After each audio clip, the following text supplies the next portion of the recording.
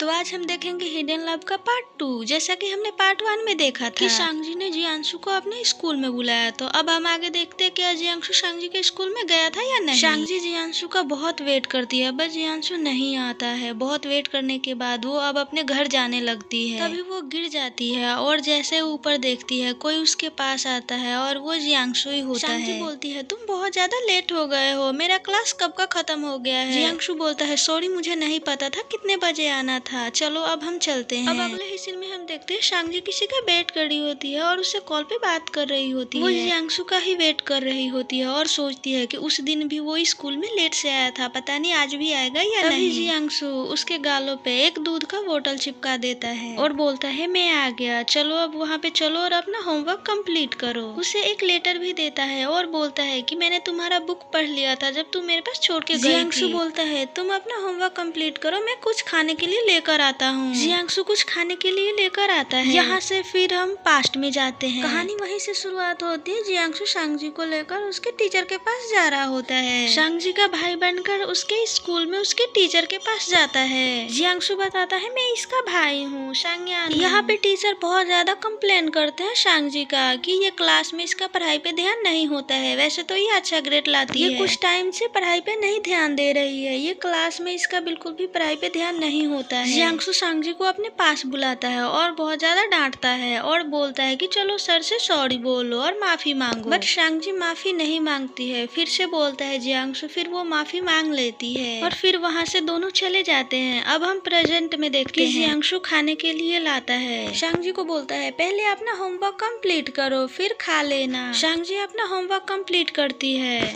और वहाँ से वो अपने स्कूल चली जाती है। स्कूल में जाते उसका दोस्त अचानक से उसके सामने डांस करने लगता है। सांगजी बोलती है इसमें नया क्या है, हर रोज तुम यही करते हो फिर भी तुम सही से नहीं कर पाते। उसका दोस्त बोलता है एक हफ्ते बाद मेरा बर्थडे है और तुम्हें मेरे बर्थडे में आना है। सांगजी मना कर देती है और चली जाती है। सांगजी की दोस्त बोलती है कि कोई बात नहीं, मैं लेकर आऊंगी उसे तुम्हारे बर्थडे। और यहाँ से सब अपने क्लास में चले जाते हैं। सांगजी अपने क्लास में जाती है। तभी सांगजी की दोस्त बोलती है तुझे तो दूध से एलर्जी है ना, फिर तूने दूध क्यों लिया है। सांगजी बोलती है बस मुझे अच्छा लगा तो मैंने ले लिया है। अगले ही सीन में हम देखते हैं सांगजी अपने घर पे जाती है और वो लेटर निकाल के उसे पढ़ती है। लेटर में ज्यादा कुछ नहीं होता, उनकी नॉर्मल सी बातें होती है। ये पढ़कर सांगजी बहुत ज्यादा खुश हो जाती है और उसे संभाल कर रख लेती है और वो हंस रही होती है, बहुत मुस्कुराती है। तभी वो ड्राइंग करने लगती है और उसकी मॉम आती है और बोलती है कि क्या कर रही हो। उसकी मॉम बोलती है ये लो खा लो, हम कुछ दिनों के लिए बाहर जा रहे हैं तो अपने भाई के साथ रहना। पहले तो वो मना कर देती है कि वो अपने भाई के साथ नहीं रहेगी, बट बाद में वो मान जाती है। उसके मम्मी पापा चले जाते हैं। अब अगले ही सीन में हम देखते हैं उसका भाई उसे ढूंढ रहा होता है क्योंकि उसे लंच पे ले जाना पहले था। तो सांगजी मना कर देती है कि वो नहीं जाएगी। तभी उसके भाई के पास कॉल आता है। सांगजी ये देखकर सोचती है कि ये जियांशु का ही कॉल। जब उसका भाई नहीं ले जा रहा होता तब वो अपनी मॉम का कॉल करने का एक्टिंग करती है। उसका भाई समझ जाता है ये नाटक कर रही है। सांगजी बोलती है ठीक है मेरी गलती है। उसका भाई सांगयान मान जाता है और बोलता है ऐसे अपनी गलतियों को मान लिया करो। अब अगले ही सीन में हम देखते हैं वो दोनों लंच के लिए बाहर जा रहे होते हैं। सांगजी देखती है कि उसके भाई का वो दूसरा रूममेट होता है जो उनके साथ सांगजी थोड़ा उदास हो जाती है और बोलती है कि इसका मतलब वो जियांशु की बात नहीं कर रहा था। तभी थोड़ा दूर जाने के बाद उसे जियांशु भी मिल जाता है।